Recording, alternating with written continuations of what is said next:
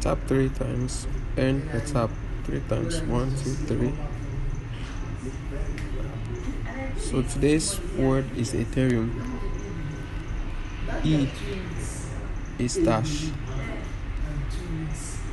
Dot rather. T is dash. Long press. H is 4 dashes. 1, 2, 3, 4 dots rather. E is 1 dot. R is dot dash dot. So dot immediately dash dot. E another dot. U is 2 dots and 1 dash. 1, 2 immediately dash. And then M is 2 dashes.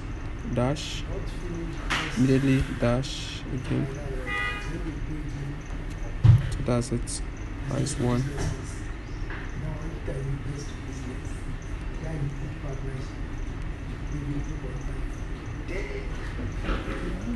He prints himself. And the target even me get free code for you. I do not. No free code.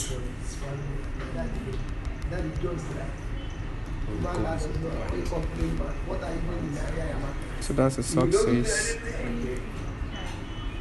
Good luck.